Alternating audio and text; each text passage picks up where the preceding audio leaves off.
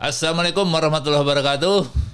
Selamat datang di PKS Podcast pada hari ini. Ya, sudah lama kita tidak berjumpa dan pada siang hari ini kita kedatangan tamu dari jauh. Assalamualaikum Bang Krisna Yuda. Waalaikumsalam warahmatullahi wabarakatuh. Nah, ini Bang Krisna Yuda ini datang dari Amerika, ya. PIP Amerika, Pusat Informasi dan Pelayanan Amerika Serikat. PKS Amerika. Oh, iya. Jangan lupa PKS-nya. PKS Amerika. Jadi kalau di IG namanya PKS Amerika ya. PKS Jadi Amerika. silakan di follow yang mau lihat situasi perkembangan PKS Amerika di PKS Amerika. Bang Krisna, kenapa pulang ke Indonesia nih? Apa mau munggahan atau mau nyekar? Gimana? Ya, makasih pertanyaannya. Pertama terima kasih atas undangannya nih. Alhamdulillah. Suatu penghargaan buat saya pribadi dan khususnya PKS Amerika. Ya, pertama ada beberapa hal bisa kenapa saya harus pulang gitu ya. Ya, pertama pasti urusan pribadi. Ya, nyekar sama orang tua, almarhum ibu gitu ya. Ya, ketemu saudara-saudara, kemudian ada beberapa ponakan yang lagi nikahan. Tapi sayangnya karena ke kapal cancel jadi nggak sampai datang. Udah selesai baru nyampe. Udah coba. Yang penting kan niatnya udah mau Insya sampai. Allah. Ya, kita langsung aja nih karena waktu kita juga nggak banyak. Okay. Abang Krisna juga mau jalan lagi. Gimana sih pemilu di Amerika kemarin? Suasananya? Cukup menarik ya. Jadi mungkin kalau kita bisa lihat perbedaan antara 2019 dengan 2024. Ya selain dengan peserta 3 orang untuk presidennya gitu kan, dengan ada partai-partai baru gitu ya. Nah, tapi khusus untuk PKS dulu nih ya, PKS juga lebih effort lagi untuk menyiapkan saksi-saksi. Karena sekarang ada namanya yang ada berapa sistem. Yang pertama itu melalui pos, kan dikirim tuh di pos. Kedua datang di TPS. Nah, yang dulu biasanya TPS itu hanya ada di KJRI atau di Dubes Indonesia. Nah, sekarang ada namanya TPS kayak cabang.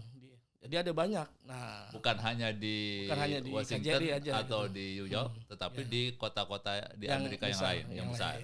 Nah, itu sehingga secara tidak langsung PKS harus menyiapkan saksi gitu. Selama ini alhamdulillah selama pemilu PKS selalu hadir untuk menjaga bukan hanya suara PKS juga menjaga suara yang lain. Jadi suara orangnya dia jaga. Saksi PKS itu terkenal militan di dalam negeri maupun di luar negeri ya? Iya betul. Mantap. Nah yang mungkinnya agak beda sekarang karena walaupun gimana kita punya nggak terlalu banyak tenaga dari PKS langsung. Yang menarik adalah orang-orang yang simpatisan itu ikut andil. Sehingga kalau nggak salah totalnya sekitar 40 saksi. 40 saksi PKS di luar negeri di Amerika. Itu datang bukan hanya dari kader PKS tapi simpatisan yang ingin menjadi saksi PKS. Ya, ada hal yang menarik dan lucu sebenarnya. Ya, gimana? Ya dulu kan 2019 tuh ada isu tentang saksi banyak yang meninggal macam-macam. Nah sekarang ibu-ibu itu saksi dari orang umum simpatisan mereka mengumpulkan uang. Terus untuk masak sendiri walaupun dekat rata-rata itu kan dikasih makan. Yang ini sampai ibu-ibu masak biar menjaga jangan sampai keracunan. Gitu. Mantap. Jadi kayak di saksi-saksi di DPC di sini berarti begitu. Ya disuplai terus makanannya, dikasih vitamin, dijaga yang bikin saksi-saksi dari partai lain pada nyinyam, pada ngiri. Nah sekarang masalah hasilnya gimana Bang PKS di Amerika? Alhamdulillah ya. Pertama tetap gimana pun kita bersyukur sama Allah. Dalam kondisi di mana secara umum jumlah penduduk Indonesia yang tinggal di Amerika itu lebih banyak kalau boleh dibilang non muslim ya. Tapi dengan ada non muslim kita masih tetap menjadi nomor 3. Muslimnya tuh biasanya tuh nomor 3, nomor 4 itu biasa deh normal ya. Dengan suara yang lumayan lah gitu. Nah, ada kenaikan dari 2019. Nah, untuk yang tahun ini, untuk sekarang ini naik sekitar 10%. Saya lupa data pasnya ya. Tapi naik gitu. Naik ya. Nah, dari itu. Alhamdulillah, orang pada turun kita naik gitu. Itu kan suatu yang sebenarnya di luar ekspektasi kita gitu. Betul.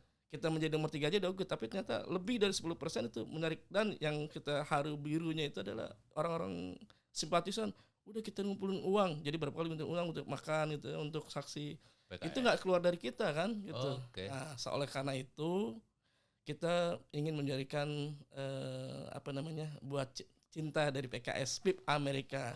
Ya nggak besar seperti mungkin kita berikan sekitar nggak tahu berapa nanti keputusannya. Ya sebagai tanda cinta mereka mengeluarkan dari uang sendiri, dari mereka mengumpulkan sendiri gitu kan. Berani nggak sekali dua sampai malam terus. Sampai malam, nggak jauh beda lah di sini. Sampai selesai semua sampai rekapan selesai, ya. Iya, berganti gitu. Menarik sekali ini pemilu di Amerika ya, terutama suara PKS sudah mulai diperhitungkan. Ini kira-kira efeknya apa sih?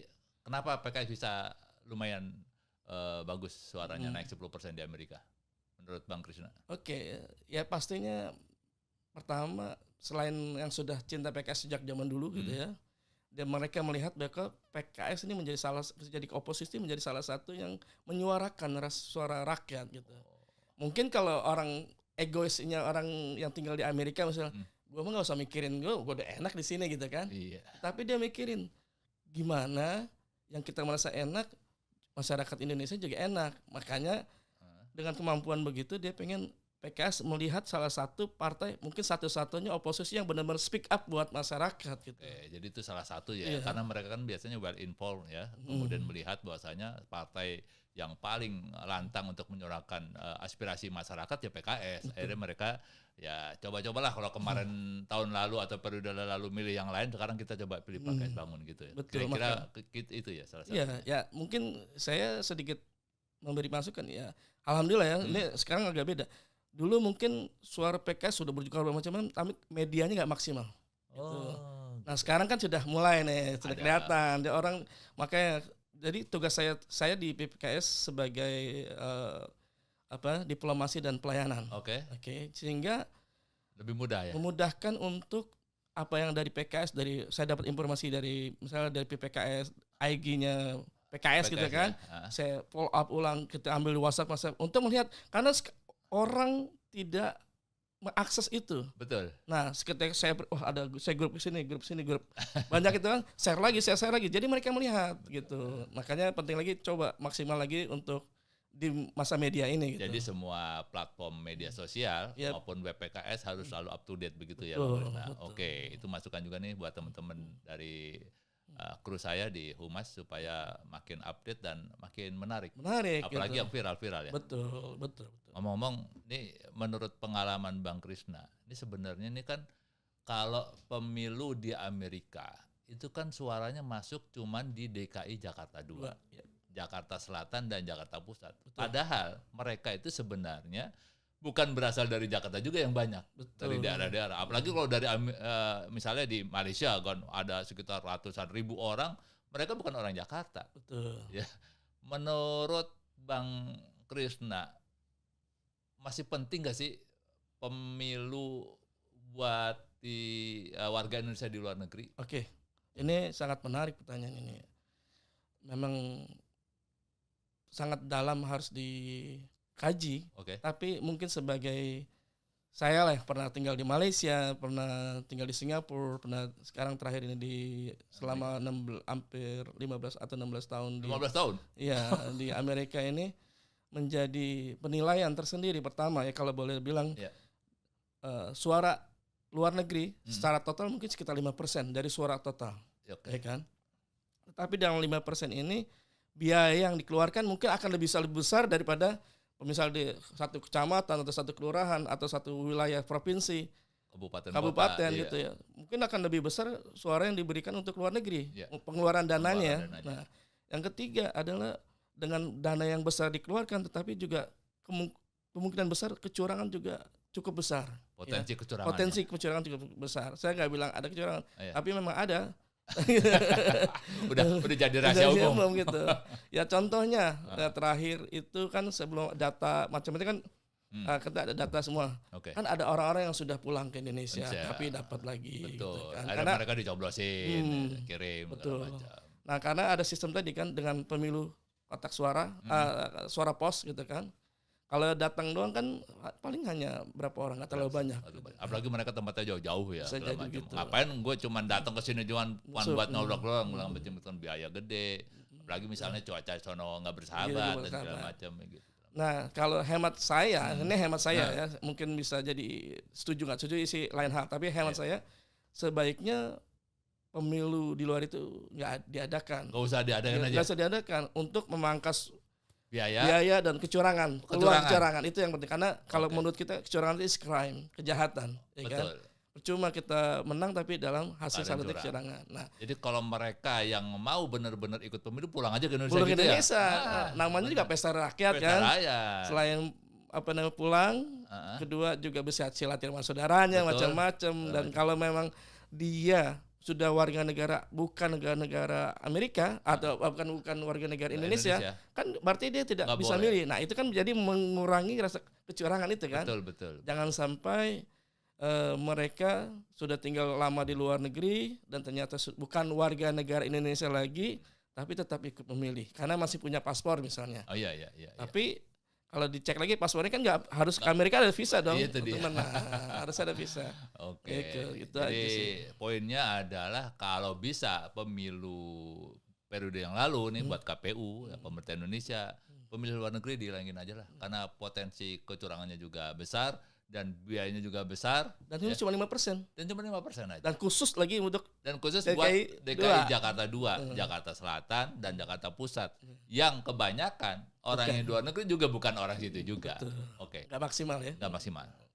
Kembali ke masalah PIP Amerika. Sekarang Bang Christian ini tinggalnya di mana sih? Tepatnya, jadi kalau sekarang ini tinggal di kota Seattle. Di bagian Washington State namanya. Di tempat yang indah di pinggir bukan Pacific Ocean ya. Itu tempat yang sangat indah karena kita punya 4 tempat ya. Kalau sana sedikit laut, naik sedikit 1-2 jam itu langsung gunung gitu kan. Juga ada macam-macam indah kali ya. Nah, sekarang di Seattle. Sebelumnya saya tinggal di Montana. Kota yang penuh dengan gunung-gunung indah gitu. Iya. Kapan-kapan saya diundang kan? Ayo dong kita ajak lari ke sana sama saudara kita nih.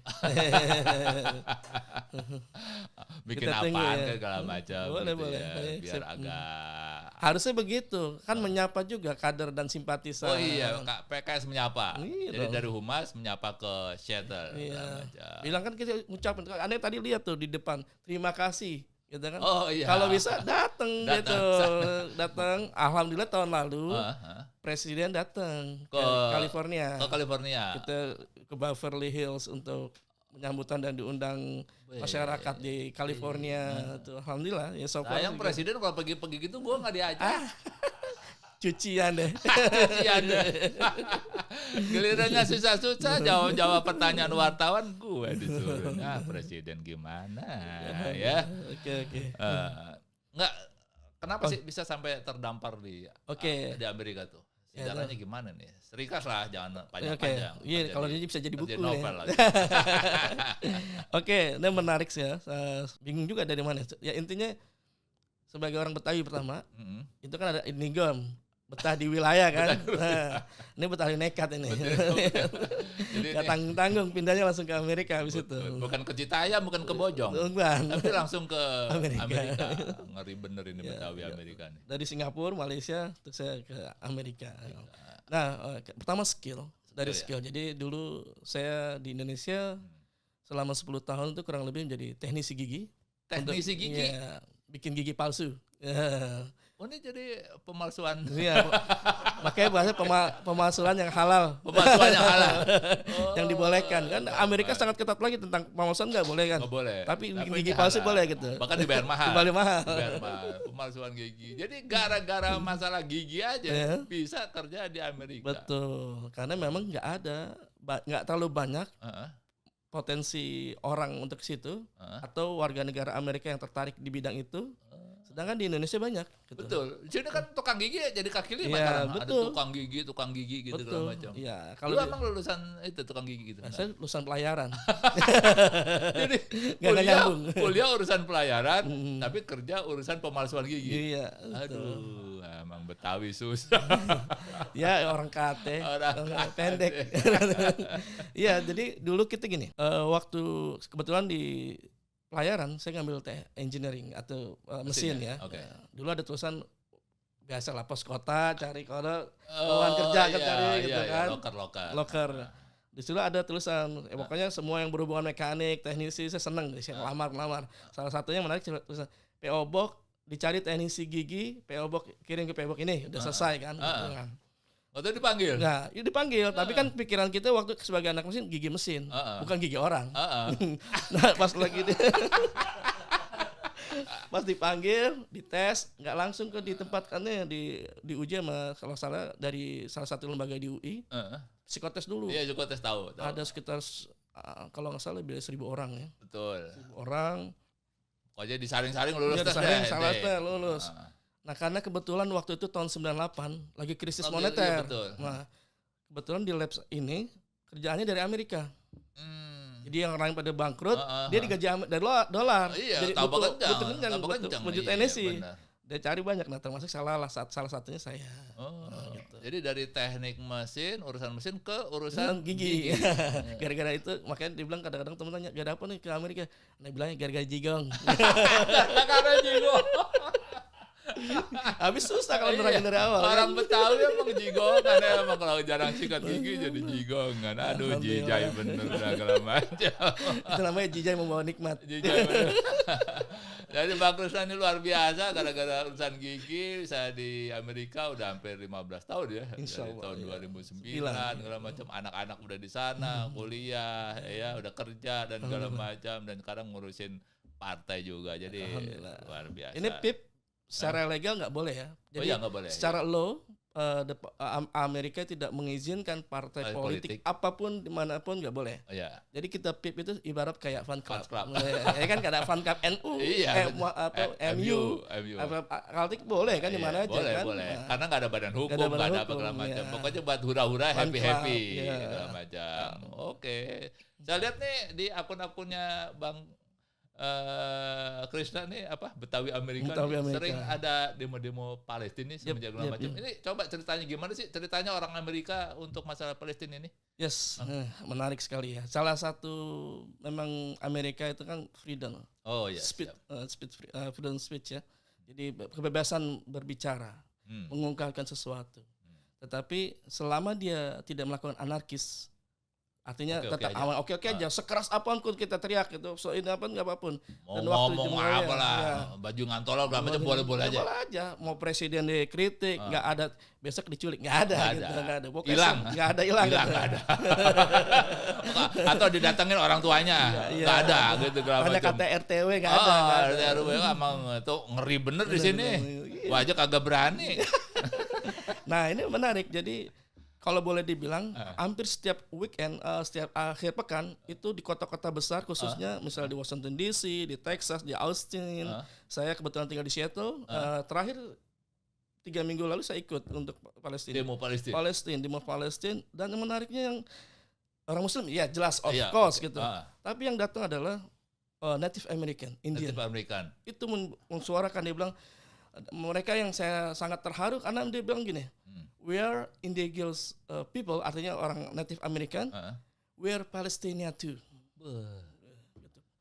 Gitu kan. Kita Muslim. Iya, tapi itu jadi tiap minggu nih ada nih demo. Tiap minggu. Biasanya berapa orang sih yang demo-demo gitu? Terus apa sasaran demonya? Sasaran demonya yang pertama membuat Palestina itu free gitu dari Zionis. Kemarahan yang kedua mungkin kalau boleh saya ambil ya, kalau boleh saya ambil kesimpulan ke mereka. Memang kalau dulu kan informasi nggak sebebas sekarang kan, sehingga kalau sekarang mereka bisa mencari gitu lewat media sosial segala macam ya. Nah sehingga ketika mereka berhubungan dengan teks, karena kan kita bayar teksnya gede, sekitar 40% dari gaji kita. Jadi kalau gaji kita 100 juta, 40 juta buat bayar pajak doang. Nah sehingga salah satu penyaluran teks itu adalah membantu si Zionis Israel teroris ini. Nah, sehingga mereka ngapain gue capek-capek bayar teks, dapat teksnya buat mereka dan membunuh orang lagi gitu kan, dan mengambil tanah orang.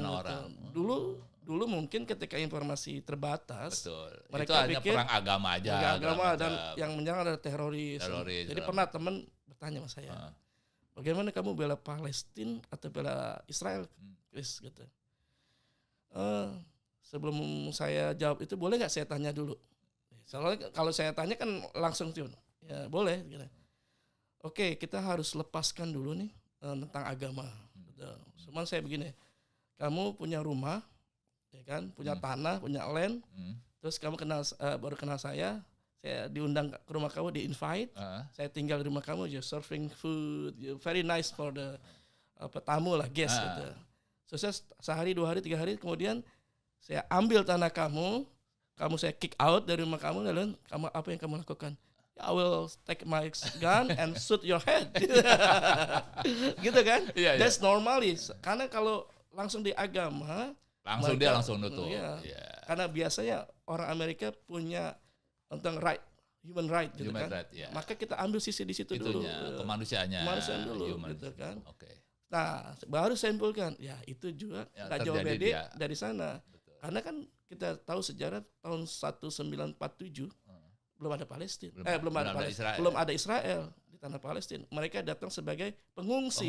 Diterima dengan baik oleh orang Palestina, dijamu segala macam, tiba-tiba akhirnya mereka ngambil rumahnya, ngambil tanahnya, mengusir tuan rumahnya, kemudian menjajah, membunuh segala macam. That's true. Luar biasa. Jadi setiap minggu nih ya. Hampir setiap minggu. Kalau gitu kita ke Amerika aja. Boleh. Anak ajak. Di sini jarang-jarang, Bos. Di sini kalau ada taklimat doang baru demo Palestina. Gimana? Jangan lupa ya, Betawi Amerika. Enggak, ya boleh kita lihat, simpulkan di situ. Ya bisa gitu. Setelah itu bisa lihat media-media. Dan mereka lebih keras loh. Lebih keras ya? Lebih keras gitu. Malah kalau di New York kalau nggak salah berapa minggu yang lalu, Yahudinya turun. Yahudinya. Jadi karena Yahudi sama Zionis kan beda. Iya beda, betul. Zionis kan gerakan yang radikalnya lah. Yahudi kan sebagai sebuah agama. Betul.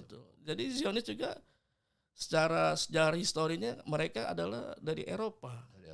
Kalau yang Yahudi aslinya kan sama aja Arab, Semitik juga betul. Gitu kan. Ini orangnya bule-bule gitu. Benar. Oke, penting. Ya, mereka berpikir malah seharusnya Yahudi memang nggak boleh kumpul ke Palestina, karena akan menjadi kehancuran buat mereka sendiri. Mereka tahu itu. Menarik ya. Jadi sampai sekarang demo-demo Palestina yang membela Palestina di Amerika itu hampir tiap minggu diadakan. Ya. Sampai sekarang. Bang Chris sendiri sudah berapa kali kira-kira selama pendudukan Palestina kan udah mulai 7 Oktober kemarin. Udah berapa kali ikut? Saya ikut 2 kali. Ikut 2 kali. Karena itu, pas lagi weekend itu kita biasa Indonesia ada pengajian Indonesia seminggu dalam sebulan itu ada pengajian juga. Ada pengajian, pulang pengajian demo gitu. Selesai. Habis ngaji kan biasa makan. Kenyang tuh. Jadi memang harus diniatkan nih, disiapkan karena kita harus jalan rally kan. Biasa tuh ngelilingin kotanya. Ada tempat selain satu tempat untuk orasi juga mulai gini gitu. Itu cara ngumpulnya gimana? Apa ada koordinasi antara komunitas-komunitas dari yang ada masjid di situ? Juga ada informasi dari komunitas juga ada informasi. Kita akan di sini, titik poinnya di sini. Saya dengar juga komunitas LGBT segala macam pada ikut demo juga. Itu salah satunya ya. Jadi salah satu yang membuat. Tapi kan ini kan masalah kemanusiaan. Kita lihat dulu. Yang kita benci kan LGBT itu kelakuannya, bukan orangnya. Gitu kan. Siapa tahu karena kita disadar, gitu kan. Karena jujur aja ketika saya tinggal di Montana pun, ketika ada penembakan kalau ada yang pakai hijab, karena anak saya perempuan 3 kan pakai jilbab semua, gitu kan. Malah ya yang Kristen yang bebas mereka malah membantu. Mereka pakai jilbab juga jadinya. Ada berapa foto masuk istri masuk tuh di koran waktu itu. Itu apa maksudnya, apa kenapa? Supaya ya humanity. Jadi kebebasan. Nah, kebebasan karena kebebasannya jadi, tapi sebenarnya jadi 2 mata pisau nih, karena kan kebebasan berpendapat, kebebasan ekspresi. Ya. Nah, ya itu tugas kita juga sebenarnya untuk mendakwakan mereka, mengembalikan ke mengembalikan ke naturalnya lah, fitrahnya gitu. Tapi mau gimana pun mereka menolong, membantu gitu ya. Kalau untuk urusan kemanusiaan mereka oke aja semua. Tinggal bagaimana dakwah buat kitanya. Ya, pinter-pinternya kita aja lah ya. Yang penting jangan judge langsung. Betul, macam. Karena mereka adalah objek dakwah kita. Selama masih hidup kan kita nggak tahu. Benar. Ya, udah hampir selesai ya? Selesai nggak selesai kumpulkan? Setengah jam. Iya nih, jadi menarik ya teman-teman di podcast PKS. Hari ini kita kedatangan Bang Krishna Yuda yang sudah hampir 15 tahunan di Amerika. Ya, sudah settle lah kerjanya di sana dan sekarang baru pertama kali ikut di podcast di sini ya. Kalau lagi sampai 5.000 sampai 1 juta bikin podcast kedua. Siap ya. Kalau gitu kita bikin podcast di Amerika dong. Tempat yang enak di mana sih di Seattle? Yang Seattle enak semua. Enak semua ya. Oh, iya. Kita belum pernah sih. Makanya kita paling jauh Washington, New York, ya Las Vegas. Tapi gara-gara namanya Washington, ini ada cerita lucu nih. Ini di luar ini. Jadi ada dia manggil orang tuanya datang kan. Di Washington, jadi belilah tiket ke Washington. Nah, ternyata anaknya tinggal di Washington DC. Dia sampai di Washington State. Dia bilang, kok saya belum dijemput-jemput? Beda bandara. Iya, beda bandara. Udah gitu kan jaraknya jauh gitu. Dan sama juga kayak dari Aceh ke Irian. Ke Papua ya. Iya, karena 4 jam waktu. Perjalanan. Kalau pesawat 8 jam. Perbedaan waktunya 4 jam, kalian kan 3. Dia beda 4 jam waktunya. Beda 4 jam waktunya. Saya juga waktu dulu pertama kali juga bingung juga. Ini kok ada Washington DC, ada Washington State. Jadi Washington DC itu yang ibu kotanya Amerika ya, kapitalnya, dan itu dekat Pentagon, Maryland, segala macam ya. Ada Washington State sebagai sebuah negara bagian. Nah, ini Seattle ini ada di Washington State. Nah, jadi kalau Seattle itu tempat yang romantis sebenarnya. Iya kan ada filmnya tuh. Iya, betul. Siapa itu? Ya, nanti kalau ke sana Ana ajak itu ziarah ke kuburannya Bruce Lee sama Bruce Lee Brandon Lee. Bruce Lee tinggal di situ. Iya. Nanti bisa baca Yasin di situ ntar. Di situ Bruce Lee. Kalau kedua, kalau masih nggak tahu nih zaman-zaman waktu Ana masih muda itu dulu ada namanya Nirvana. Oh, grup. Iya, yang Nirvana. Itu kan Kurt Cobain yang meninggal karena overdosis. Iya, itu. Nanti bisa tahlil di sana. Oke. Kalau banyak juga tempat-tempat menarik. Aneh inget dulu bersama Ustadz Salim Alfila. Oh iya. Aneh datang betul udah malam. Kita ke Ustadz makan, kita beli nasi goreng anget-anget. Kita ajak biar lihat kota Seattle dalam malam. Iya. Kita makan di situ. Sama makan sampai kedinginan. Nasinya panas jadi langsung dingin.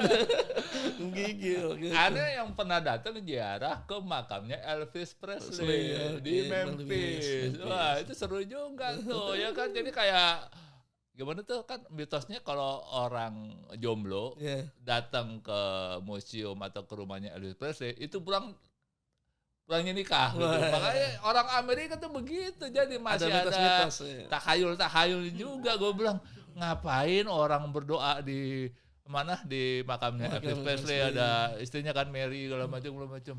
Gue pikir orang Amerika katanya udah maju-maju segala macam, berdoa segala macam. Kenapa masuk pada berdoa sini segala macam? Nanti kalau pulang dari sini biasanya dapat jodoh katanya. Betul. Nanti kalau ke ini ke New York kan ada Brooklyn tuh, ada jembatan yang lama. Iya. Ente ngeliat tuh gantungan kunci. Gitu kan, gembok tuh. Awal tapi bingung, apaan gembok? Emang ditutup apa gimana? Baru tahu ternyata tulisan antara misalnya dia pasangan ini biar hatinya kunci dibuang ke laut, udah di sungainya biar tetap satu. Cerai aja nggak bisa. Memang Amerika macam-macam. Oke lah, ditunggu lah Cing. Ya. Tapi ingat, Ane di Washington State. Jangan di Washington DC gitu. Jangan sampai gue salah ini gitu, salah bandara lagi. Oke. Ya, terima kasih Bang Krishna sudah hadir di podcast PKS yang mudah-mudahan nggak kapok nanti kalau mampir-mampir ke sini lagi ya, kita ngobrol-ngobrol, kita nyapa sama teman-teman PKS TV ya. Dan sukses selalu, selamat berpuasa nanti di Amerika. Oh iya, sekali lagi maaf Cing. Apa tuh? Selama 16 tahun. Ini pertama kali saya puasa di Indonesia. Di Indonesia? Iya. Ya Allah, selamat. Emang Betawi kacau bener ini. Betawi nggak ada Betawi. Saya lupa kampung halaman. 16 tahun baru sekali dia puasa di sini. Iya, makanya ada tadinya, aduh, mumpung nih pulang deh sekalian gitu kan. Biasa bersihin kuburan orang tua segala macam. Iya. Kangen makan itu kolak ya. Kolak. Soalnya kalau di sana makannya kebab terus sama ini jadi. Betul. Ya, oke lah kalau begitu ya. Nanti selamat jalan, selamat pulang lagi ke Amerika, selamat berkarya, dan jangan lupa mengharumkan nama Indonesia. Dakwah tetap jalan, dan ya 2029 PKS jadi juara lah. Insya Allah, kita harap itu. Ya, tapi kalau pemilu selesai nggak ada? Oh ya kalau nggak ada, pemilu nggak usah ada. Nggak ada, mending nggak ada. Biar ente aja. Biar ente nggak usah ribet-ribet juga. Jadi nggak usah nyiapin saksi dan segala macam. Mendingan kita dananya kita kirim dari sana ke sini ya gitu kan. Iya betul. Oke. Terima kasih ya teman-teman podcast PKS. Demikian bincang-bincang sederhana kita dengan Bang Krisna Yuda dari PIP Amerika Serikat. Mudah-mudahan bermanfaat dan sampai jumpa. Assalamualaikum warahmatullahi wabarakatuh. Waalaikumsalam. PKS, pembela rakyat.